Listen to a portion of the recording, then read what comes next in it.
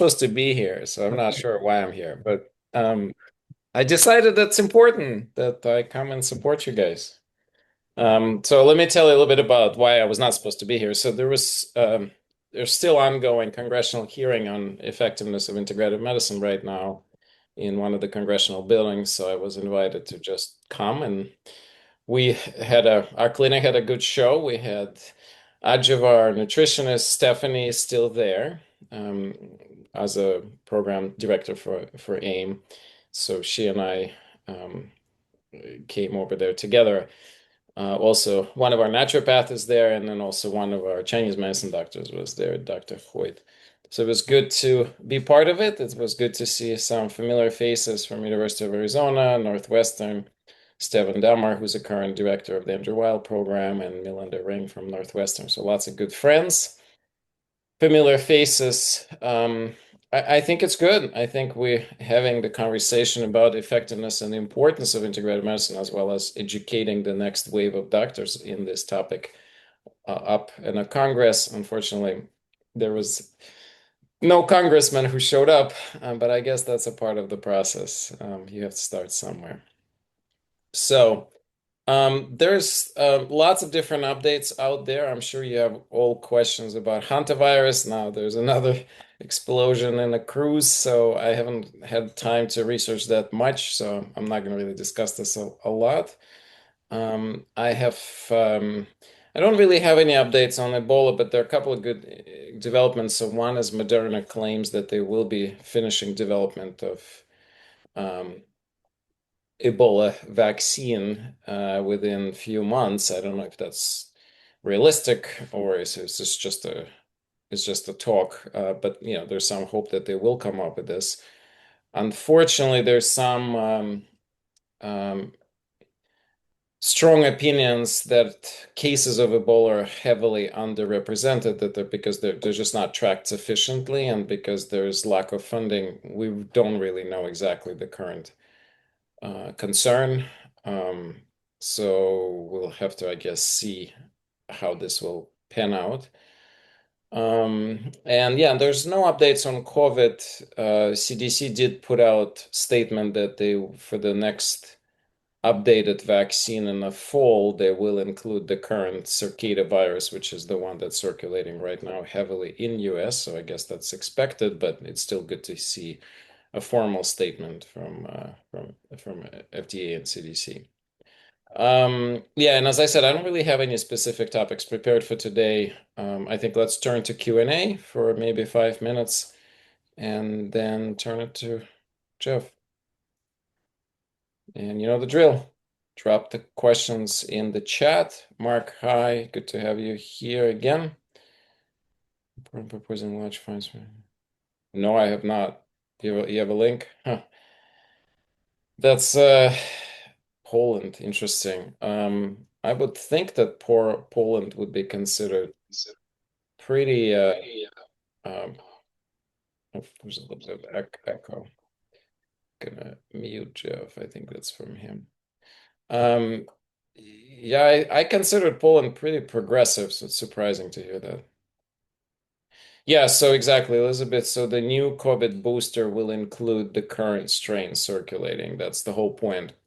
So again, if you been told to get a vaccine by whether it's a CDC or your doctor, I'm not so sure I agree. I would wait until the new one. If you had one last year in the fall, you should be sufficiently covered. Getting another one right now and then getting another one in the fall, I wouldn't do that. I don't think there's evidence that somehow that's going to give you a substantial additional benefit.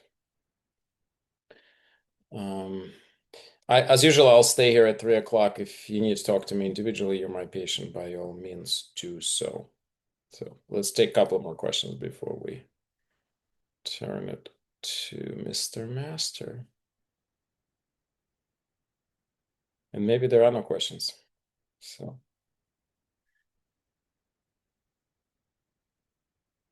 by the way, the old congressman got Heal Faster book by Victoria Mazes. And this book was featured on our podcast. we've sat down and talked to Victoria, and you can find out on our podcast as soon as or maybe Janet has a second to find the link. So that's actually quite good. And the book is very practical from perspective of instead of waiting until you get sick and then start using integrative medicine, the book talks about what do you do when you're acutely ill with minor things? Like how do you not do things that will endanger you? How can you do holistic methods for various acute problems? I really like this approach, like this idea. It's very pragmatic. It's an excellent book. So by all means, check it out. We should have description in detail on our podcast series. So, and let me see if I can quickly find it. Are you talking about how healing works? Yeah, Yeah, I'll do that. great. All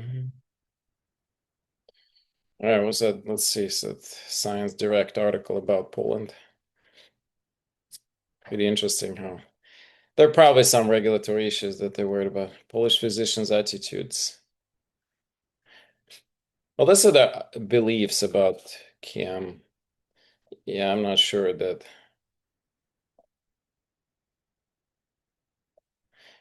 I don't know. That's an opinion paper. I'm not so sure I would put my weight in this.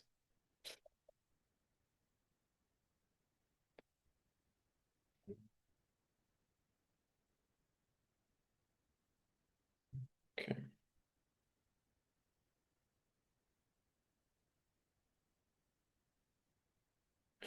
I would not get a new one now. And the reason is simple. I don't think that the current strain, I think the current strain is going to mostly evade the old shot. So it will decrease the severity because anytime you get even wrong strain booster, it will somewhat provide additional protection against severity of illness. But I don't think you're going to not get it.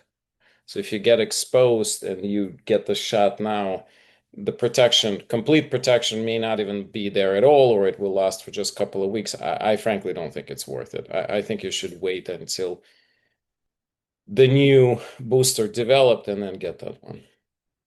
No, Janet, that's not. No, I'm talking about the Victoria Maze's podcast on acute illnesses on this book.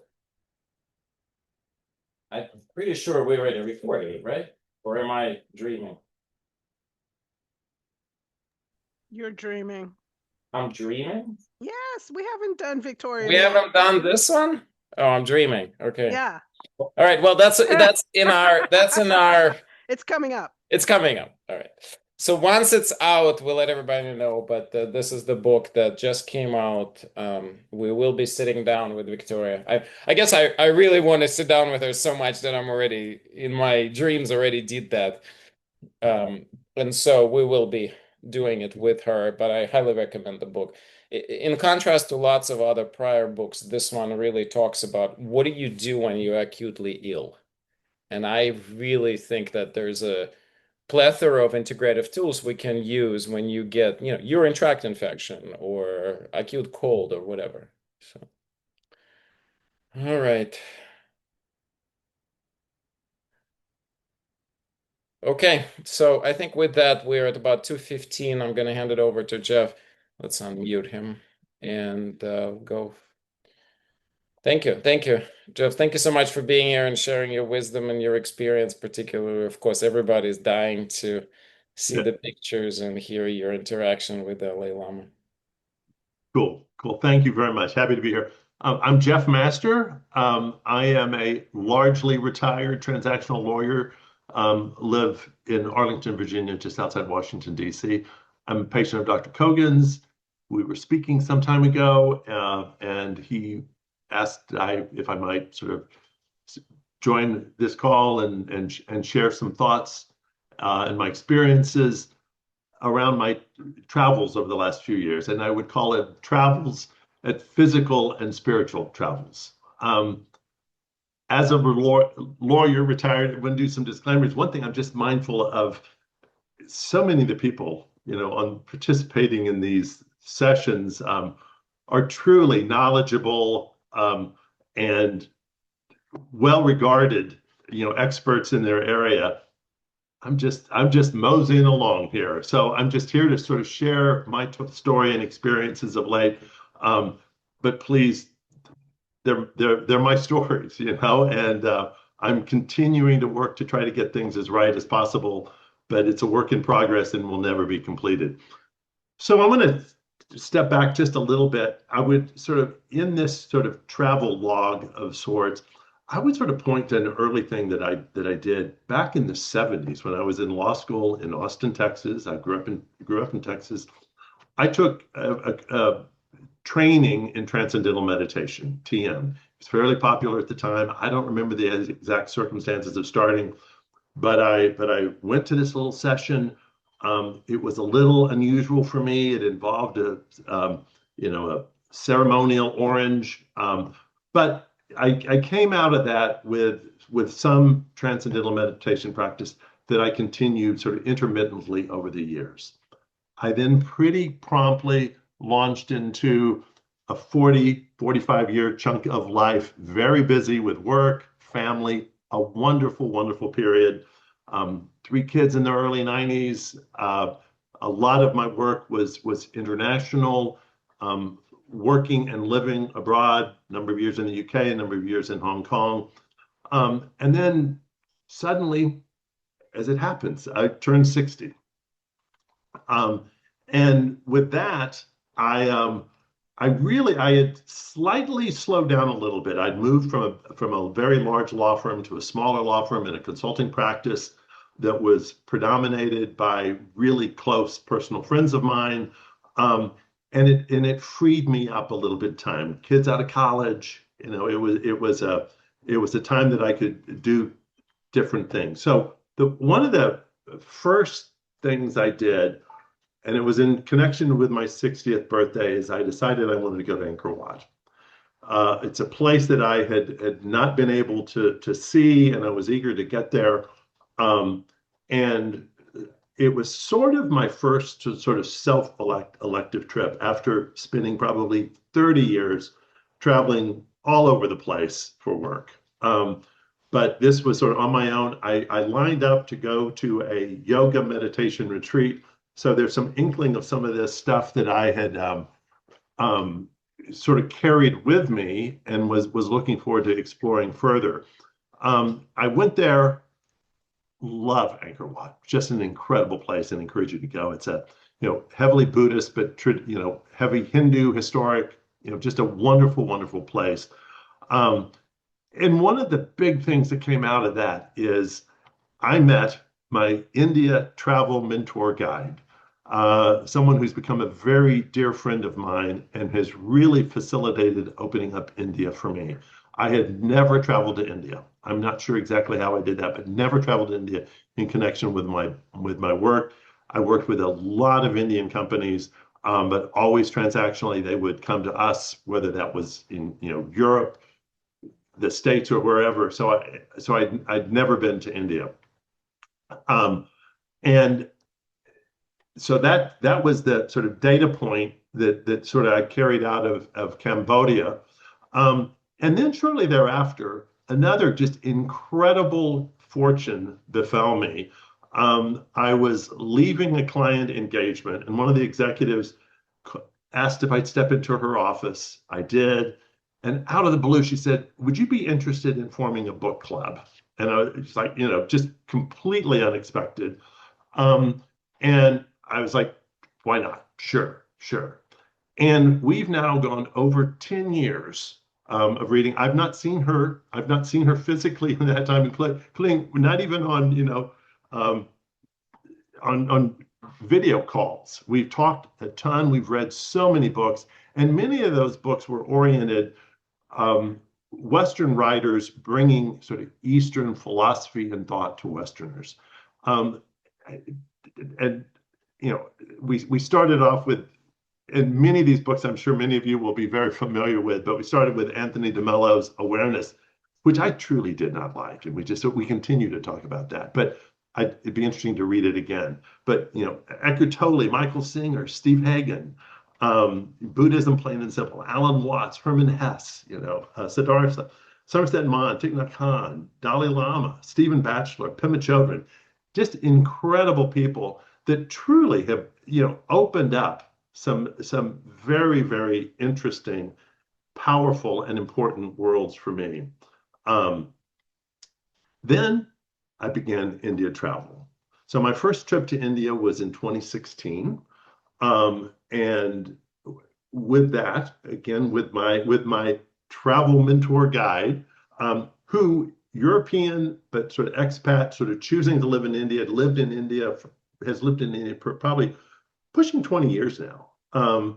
And because she's not national, she has to leave frequently, comes back, and I just latched on to some of those return trips, and we would travel, and she was extremely generous about a place and a culture that she loves so much. For that first trip, I went to Rishikesh, Varanasi, spent time in Delhi, and with a strong underlying current of that travel being Hinduism and Buddhism, which I think are inescapable if you're doing any kind of serious travel in India, but it was absolutely something looking to embrace. Second trip to India was a couple of years later, spent time again in Delhi. And this trip went to Dharamsala. Dharamsala is a really important town, not a big town, but about an 8 or 9 hour, unfortunately, always overnight bus ride north of Delhi in the foothills of the Himalayas. And this is the place that the Dalai Lama is based and has been based since his exile from Tibet in 59. And it's also the seat of the Tibetan government in exile. Beautiful town. McLeod Ganj is the district of Dharamsala where His Holiness lives and where the government in exile is based, and just a beautiful, beautiful area. But on that trip, the Dalai Lama was not in town. But I learned at that point, just a little data point that I carried with me, that when he is in town, it's at least possible to actually see him. You can either see him in a Dharma talk, where you're part of a large crowd, which is totally cool from my perspective, or unless you're Richard Gere and you can get a private audience and sit down in the dining room and or living room and have tea and chat. The vehicle is a public blessing line, and that's you're part of a group that just sort of passed through to see him. So we're going to put that on hold. More on that later. That trip also went to Amritsar, which is in sort of low northern India on the Pakistan border. And it's really the spiritual seat of Sikhism with the Golden Temple, just beautiful, beautiful city. Third trip to India was later in 2018. This time we went way up to Ladakh. I went to Leh, largely driven by the fact that when I was in Rishikesh, I'd bought this Buddhist mandala, which is a painting representation of the universe. And I was like, where was this made? And they said, oh, it's made in Ladakh. So we went to Ladakh, and it's just an incredible area, much of it sort of very barren, incredible, amazing, relatively high altitude landscape with incredibly beautiful Buddhist monasteries sort of scattered throughout. It's very close to Tibet. India gets very, very skinny up there. And it's near Kashmir. It's an area of it's a bit rigorous and not the easiest place to get to, with a lot of travel regulations associated with it, but really an incredible place. That trip also went to Pushkar and in Jaipur, a very holy Hindu city, and also in Jaipur, interesting town, much newer, 18th century, but lovely. My fourth trip to India was in 22, where I went to Mysore, where my friend lives. So that's far south India, but there's a very, very large Tibetan community, refugee camps, and huge and very important Tibetan higher education institutions are there that get Tibetans the big learners throughout, frequently will travel to that area for education. Then I hit Nepal. Nepal starts in 2023, not that long ago, a couple of years ago. My first trip to Nepal was a bit of a surprise. I was going to meet my India travel mentor and a very, very good Tibetan friend that I'd met in Mysore the prior year. And at the last minute, everybody had to bail. They all had something else they had to do. I thought for a moment, maybe I won't go, but then I thought, you know what? I'm just going to do this. So this was my first completely solo, sort of chartered trip. And I had a little over a month to completely fend for myself in a country I'd never been in. And it was absolutely fabulous. It was just wonderful. I learned so much about myself, about different things, and it really opened up opportunities, that I had not really expected and not really planned for.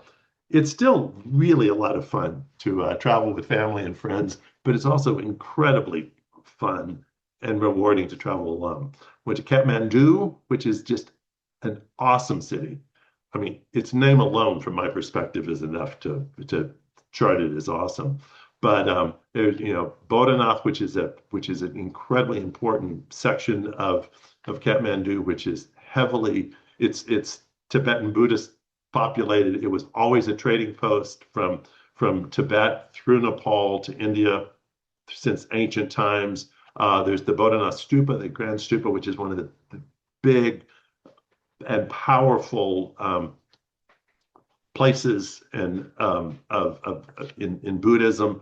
And there's also Pashupatinath Temple, which is a really, really important Hindu temple that actually shows an aspect of sort of spirituality in Nepal that is somewhat unique, of a real sort of blending and cultural acceptance and mutual promotion between Hinduism and Buddhism. Buddhism arose in India, predominated for centuries, and then Hinduism sort of rose again. And so India is predominantly Hindu, still a lot of Buddhists, as well as, from significant historical perspective, you got Sikhism, you got Islam, Muslims, an amazing array. Nepal is predominantly Hindu, but especially as you get north, the upper third of the country, it's a small country. The upper third is Himalayan, containing 8 of the 10 tallest mountains in the world. Just absolutely incredible. The other city in Nepal is Pokhara, which is just a beautiful city, 120 miles, 8 to 9 hours, which shows you something about transportation in Nepal, to the west, but just a wonderful city. Then my second trip to Nepal was later that year, in the fall of 23. And I went back largely to actually undertake a trek. And I did a trek with a Sherpa that I had met on my prior trip. Again, sort of traveling alone sort of opens you up to really sort of grabbing the opportunities to meet people. And I met a Sherpa. Sherpas, in fact, are they are truly, it's a clan that lives up on the way to Mount Everest, very high altitude, and by training, by nature, by their living where they do, they have unique skills to work at very, very high altitudes.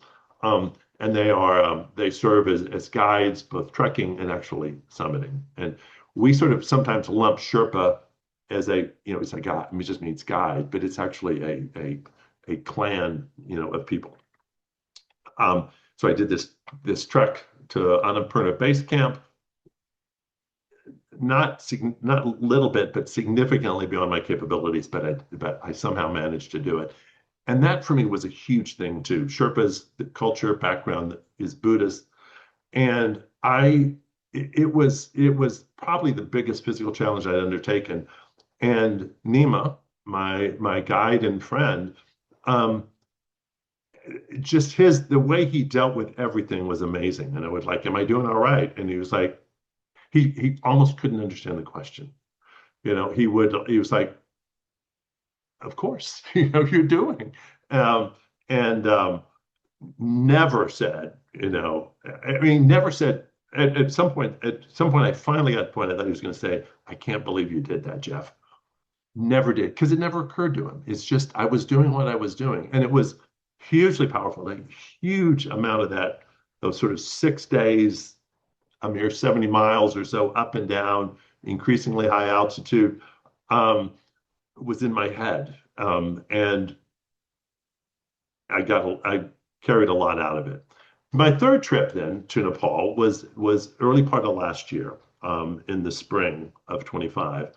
Um, and the big event here was that it was my first real introduction to Kopan Monastery, which is a very, very important institution in Kathmandu, built on a beautiful, beautiful hill overlooking Kathmandu.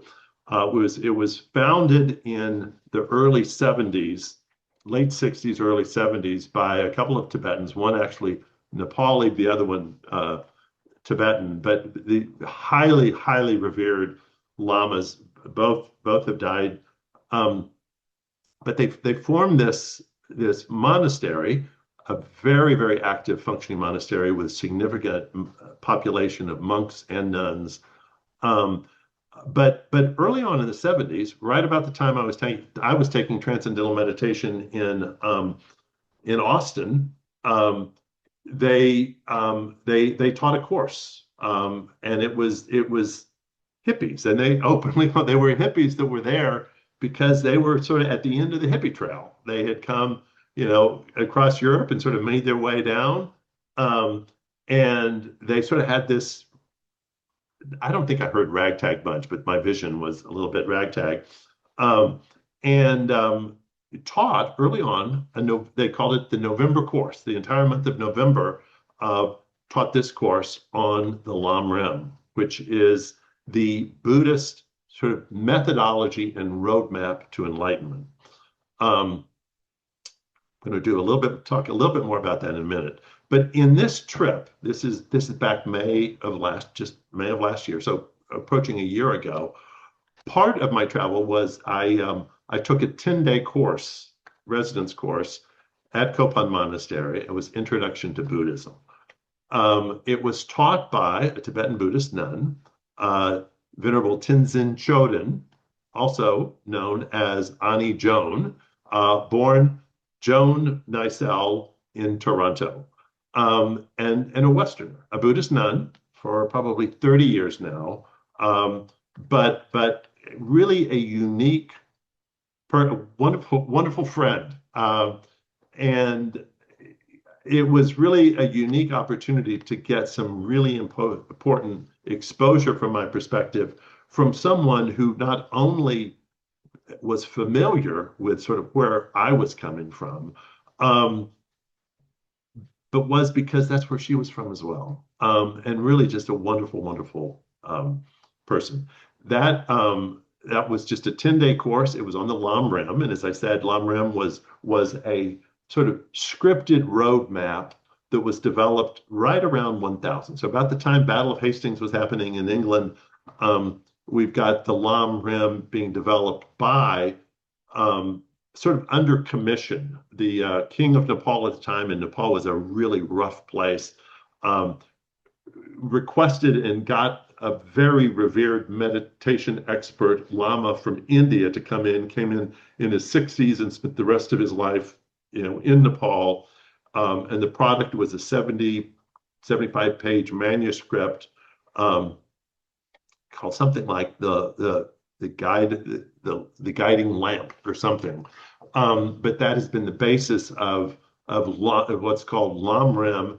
And it's a very organized, specific guide for the steps to take that embody all of the core teaching of the Buddha, to show the path to individual personal enlightenment. And of course, the reason for personal enlightenment is for the benefit of all sentient beings. And the job is not done until all sentient beings are enlightened. And that's is a core element, Mahayana Buddhism, of which is the stripe of Buddhism for Nepal. So this course was really interesting for me. I found the first probably third of it familiar concepts from my reading, and then the 2/3 lunged into some very foreign concepts to me. I'd heard the names, but never really thought much about it. But karma, reincarnation, all of those things. So this was a huge eye-opening experience for me. This trip then also, I fly in and out of Delhi and then jump over to Nepal from there. This trip also had the added benefit is I suddenly found myself with about a week extra that I wasn't expecting. And I was back in Delhi because I was going to go to Hong Kong. A friend of mine in Hong Kong was having a 60th birthday party, and I travel for parties. And I realized it would be far easier to travel from India than back from the States to Hong Kong. So I had about a week, and I decided I was going to go to Dharamsala, and I was sort of inspired to see, picking up on that little tidbit I found picked up on my first trip to Dharamsala back in 2017. I knew the Dalai Lama was going to be in town, at least for part of that. Trouble was, it was 2 weeks before his birthday, and Dharamsala, McLeod in particular, was packed. But I decided I would try to go anyway. And I began making efforts to get an audience, which for me would be a public blessing line I wanted to participate in. So I actually sent an email before I started the course. I sort of knew I was going to be doing this before I started the 10-day course in Kathmandu. And then, of course, no phone, no internet access during that period. I got out, and I had promptly, within a couple hours, received a letter back. So sorry, but it's full. But I thought, you know what, I'm still going to go anyway. So I ended up going up there. And travel arrangements were a little difficult, but back to, a friend that I met my first trip to India, who's a spice merchant, money changer, travel agent, helped me both get a bus up and back, and accommodations there at the bottom of a staircase with 200 steps to get up to the sort of the lowest part of Dharamsala. It's very up and down, and so a bit of a challenge in and of itself. But I got to Dharamsala, and I promptly started hanging out at the Dalai Lama's sort of complex to see if I might be able to sort of talk my way in. After a couple of days, it became pretty clear that was not going to happen. And then I called my friend, my India travel mentor guide, who was home in Mysore. And I was really just looking for commiseration, saying, Jeff, man, you've tried, good effort. And she came back and said, you know what, you are there. Don't give up yet. You got to keep pushing, keep pushing, keep pushing. With that, and in that conversation, I was reminded that a new friend of mine in Tibet, in Kathmandu, a Tibetan, had mentioned that another new friend that I was working with to ship some things back from Nepal was very well connected in Dharamsala. And so I thought, this is actually sort of familiar turf for me, sort of reaching out to people that sort of I know. So I was sitting in a little cafe in the Dalai Lama's complex, and I did a letter to my new friend and just sort of explained what was going on. He immediately wrote back and said, give me just a few minutes. And within an hour or two, he came back with some guidance on take this approach. Again, I had to do it electronically. I had to just send emails in, but it helped me sort of redirect things, gave me some coaching, classic coaching on, your letter's great, but add a little bit of here, do a little bit of that. Don't say anything about having been rejected in your prior attempt, and don't copy me, on your email. So I worked on it very diligently, pumped up a little bit, all accurate, my efforts, and by sort of late that afternoon, I had arrived Thursday morning. This is like sort of Friday late afternoon. Sent this off, and then sort of silence for into Saturday, and I think that's sort of it. And then late Saturday night, I see an email that says, you have been included in Tuesday morning's blessing line. And I had to go back to Delhi Tuesday night. So Tuesday morning is just fine. Um, and I, so I had from Sunday and Monday to sort of get ready for this. I truly had not really even thought about it. Not that there's not much preparation necessary. Anybody could go in and see His Holiness, however, but I didn't want to do that. I wanted to really be ready. So, I got a haircut. I went out and seriously looked if I should upgrade my wardrobe, but I decided my trekking shirt would be adequate. It's nice and white. And I thought it would be fine. I had to go get a scarf that is used in the sort of ceremonial greeting. And I also wanted to, not necessary at all, but I wanted to make a contribution. There's no money required. There's sort of no admission for this, but it is traditional to sort of give, and it's sort of true through much of Asia. A classic gift is money, and that is delivered in a special envelope, and it needs to be crisp currency. It needs to be an odd number, symbolizing that the transaction is not closed, but it is opening and a relationship that continues. Went out, found an envelope, sent it back to my now coach, who is in full coach mode. And he's like, no, that's the wrong envelope. So I go out, I get another envelope, send it to him, says, that's the right envelope. They looked identical to me. I could not see a difference at all, but I knew the right envelope. I got that. I got just a few other things to sort of get myself ready to go. And then Tuesday morning is suddenly there, and I'm over in line to meet His Holiness. The line was anticipated they were anticipated to have around 300 people there. Lucky for me, but perhaps not completely fair. But they divided the Westerners and the non-Westerners, the Tibetans, Indians, and the Westerners got first. There were certainly under 100 of us, probably 75 or so, the balance of the 300 Tibetans and Indians, and I was number 42. You get in line, you walk up, you step forward, and your name and country is announced. And it's outside. It wasn't a rainy day. It was a nice, cool, sort of overcast day, but very, very nice. You step forward, your name is announced, and then you have a moment to say something. I had noticed that the line was incredibly quiet. Nobody seemed to be saying anything.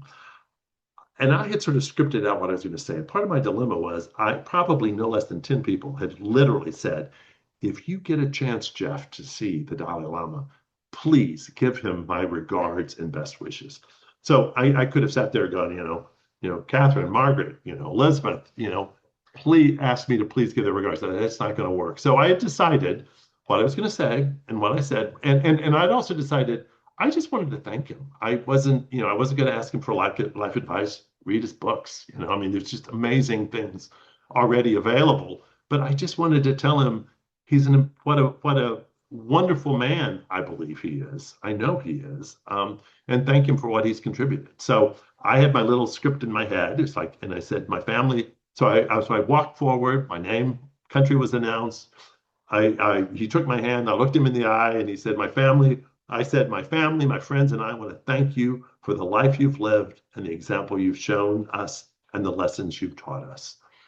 He had a translator. I think his English is reasonably good, but he had a translator who translated, and he leaned forward a little bit more and said, thank you. So I had an exchange with His Holiness, which was, from my perspective, pretty cool.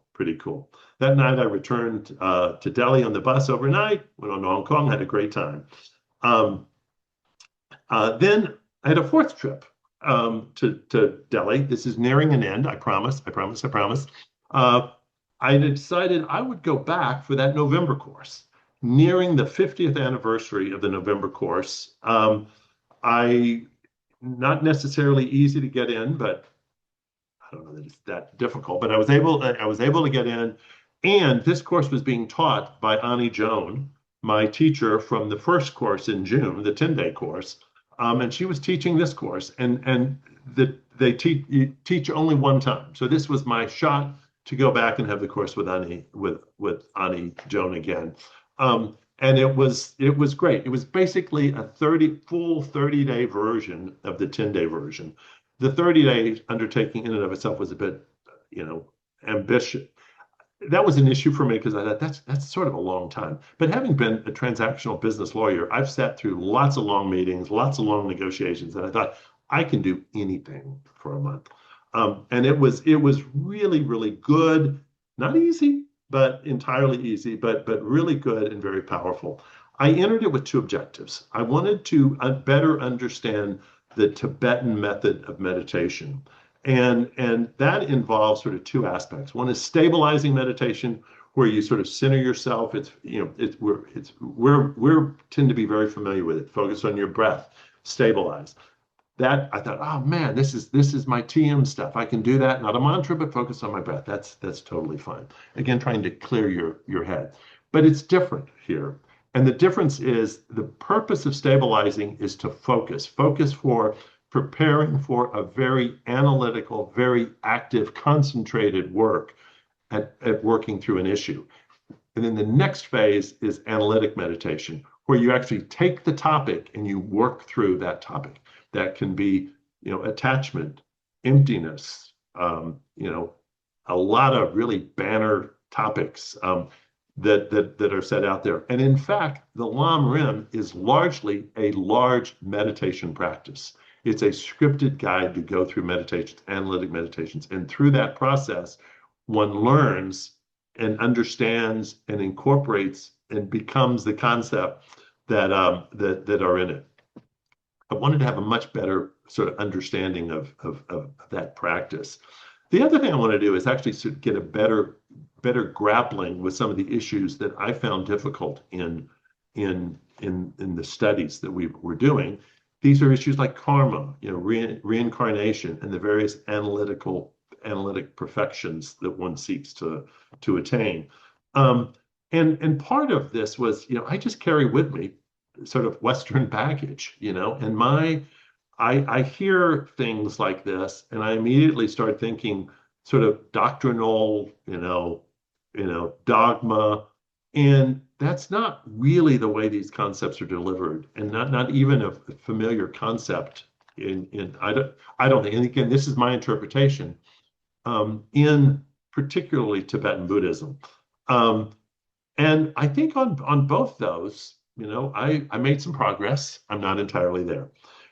So I want to quickly jump in. I'm sorry, I've got a few pictures I want to share, very few, but let me get this. Jeff, Yes. hi, it's Janet. While you're showing the picture, Yep. I'm going to read the one question, Yes. and then we really have to wrap it up because we were supposed to stop at 2:30. Sorry. That's okay. That's okay. Are you seeing this? Yes, I can see Okay, it clearly. now what we got to do is figure out, okay, you know what? I'm at the wrong end of this. Hang on one second here. Well, you know what? We're going to go backwards. Okay, Janet, go ahead. The question? Okay. The let me try and find it now.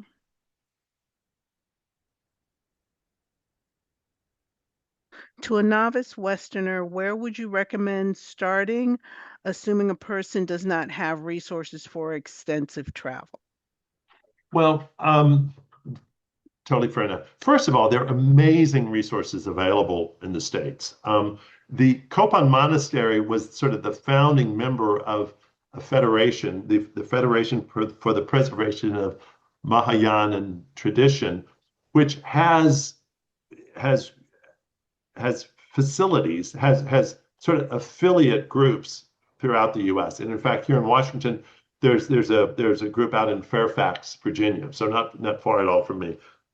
I'm sort of ashamed to say I've been there one time. But so there are a lot of facilities here in the States that can take care of. I also I'm a cheap traveler, right? I go to Delhi because you can actually get some pretty good trips. It's a long haul, and it's amazing travel value from a cost perspective in both India and Nepal. So I I I love Nepal. I love India, but Nepal is just incredible.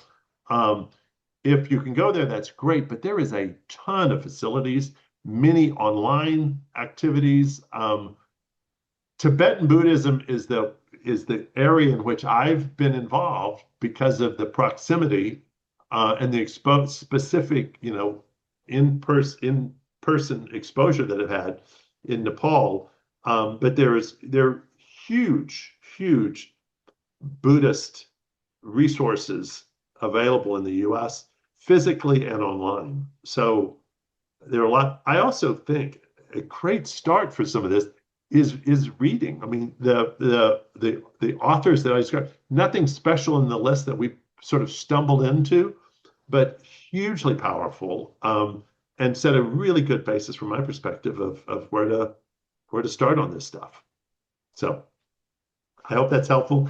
I'm also That happy is. to address any questions for what they're worth that people have. Well, Send a at this message in and send me an email. Okay, Okay, I have great. I real. will share your email. Can you do me a favor and stop Yep. sharing Yes. your screen? Yep. There you go. All right. And let me find JD. And Jeff, I just want to thank you for joining us and telling us your story. It was lovely, and I'll have to share one of those photos of you meeting the Dalai Lama because you were glowing. Thank you. My pleasure. My honor. Okay, thank you so much. Hi, JD. Hi there. Can you hear Uh, me okay? the mellifluous tones. Yes, we do. Good. And I think I'm going to Well, speak for everybody. It's okay if you go a couple minutes over, if you want to take full 10 minutes. Oh, okay. I can adjust as I need to, but it's such a pleasure to be here with you and to lead this experience with you as a group. When Misha asked me a couple of days ago if I would do this, it's been an incredibly busy week, and my immediate response is no, I don't have time. But what came out was, yes, I'll do it. And it could be that this 10 minutes may be the most important part of my day because I'm taking care of myself here with you. And maybe it will be that important for you as well. Maybe being here, just the decision that you made to be here, to take care of yourself and to be with this community, you've made a decision that is important. And so, for the next moment, as we reflected on the wonderful stories that Geof told us, and not to mention, I think Misha overdosed on Texans. I'm from Dallas, so we've got a little Texas energy going in here today. But I think that's a good thing. So, just take a moment, if you will, as we relax into this, to set your intention as we bring our mind and body into harmony. And find a comfortable position, whether you're sitting or lying settled on the couch, and allow your body to settle. Allow your eyes to either close or soften your eyes, whatever you're most comfortable with. And you don't have to accomplish anything else for the next 10 minutes. There's nothing more important to you than this moment of being with yourself and with this community. Simply arrive, simply be here. And begin noticing your breath, not changing it, not improving it. It's perfect the way that it is. Just notice it. I notice it most when I feel the air in my nostrils. It gives me a sensation, a physical sensation. Just notice it. You feel the air entering and feel the air leaving. And allow your attention to rest just for a moment.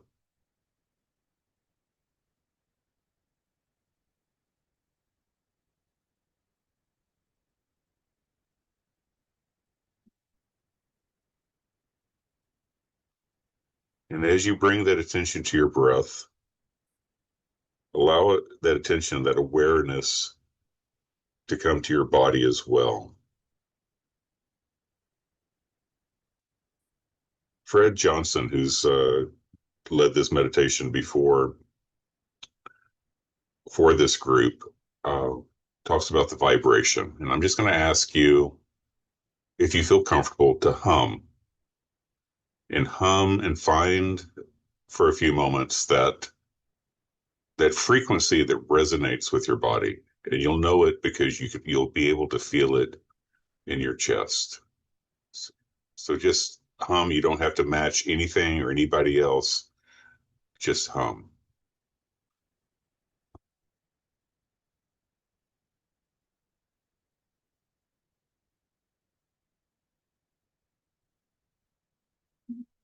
Find that level and that volume where you can feel your body and become aware of your body. Now also notice those points around you as you continue to hum, as you continue to breathe, whatever feels most important to you. Be aware of what's supporting you. Could be a chair, could be a bed, could be a floor. Whatever is supporting you physically. For a moment, simply notice that you're being held.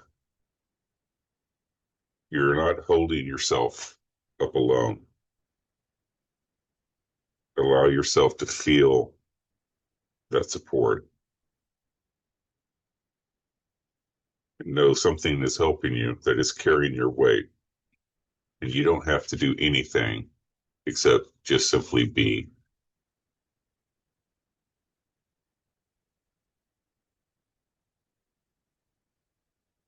You are supported. Now let that awareness expand. Consider all the forms of support that make this moment possible.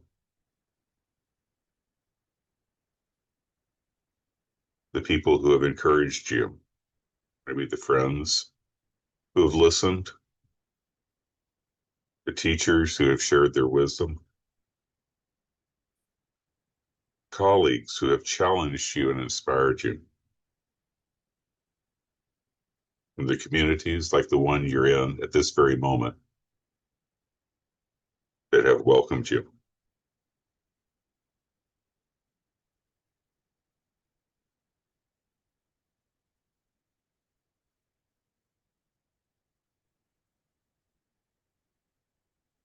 As you continue to breathe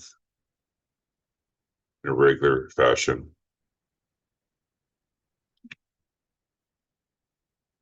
just notice that none of us arrive here alone.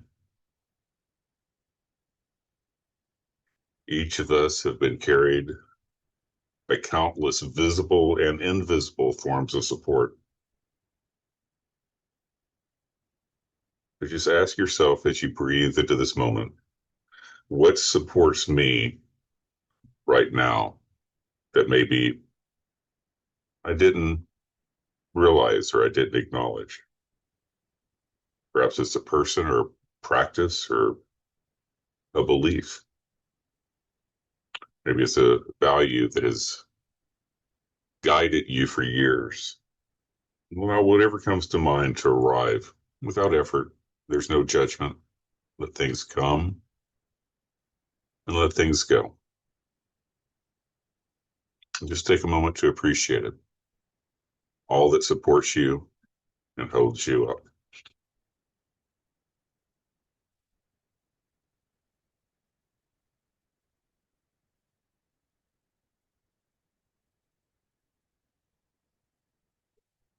As you breathe in, receive that support.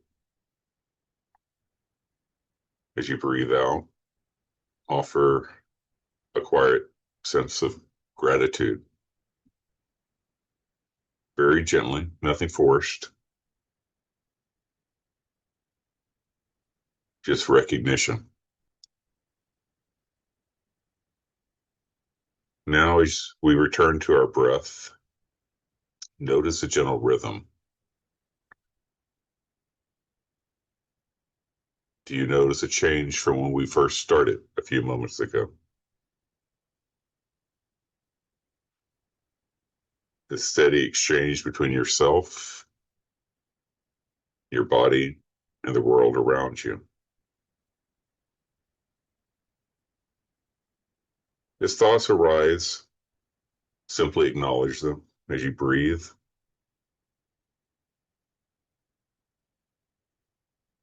And you let them go.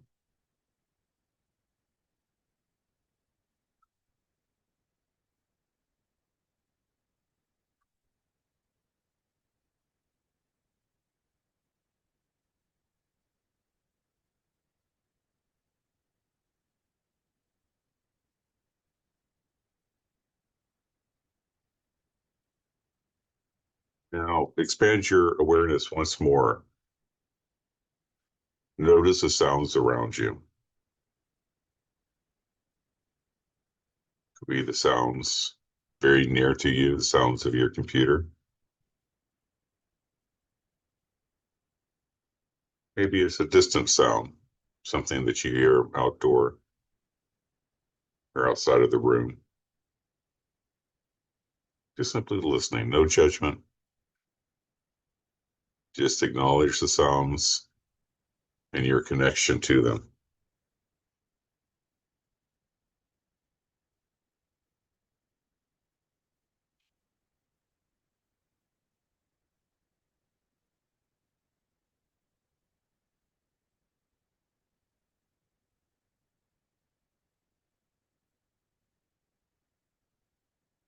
And as we begin to end our time together, slowly start coming back into mindfulness of your breath and feeling your body. And if you'd like, feel yourself hum again.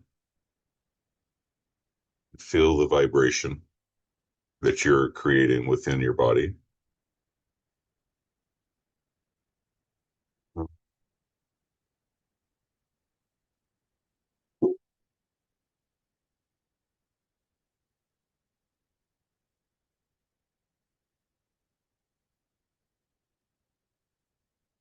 And when you're ready,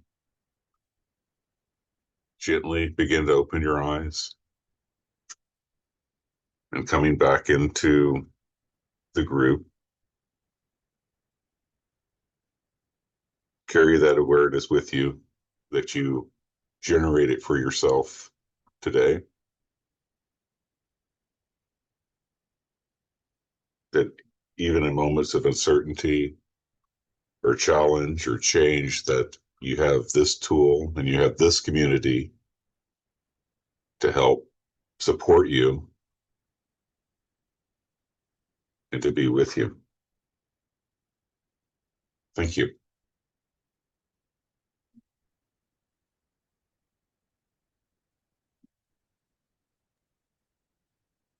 Well, thank you, J.D. This was quite delightful. I think the humming is such a fundamental resonance. Hopefully everybody enjoyed it. Again, thank you so much, Geof, for such a inspiring presentation. I was hoping to see more pictures, but maybe we'll have you come back and do actual slides. I'm a very visual person. I keep trying to imagine your interaction with the Dalai Lama, but I would love to see the pictures. I'm sure that other people feel the same. So stay cool. It's an imperative. Hydrate whatever you're drinking. I don't know, I'm drinking some seltzer water. Electrolytes, if you're sweating a lot, don't forget, if you don't add electrolytes and you hydrate with pure water, you may not feel as good as if you had electrolytes in this heat. So, and of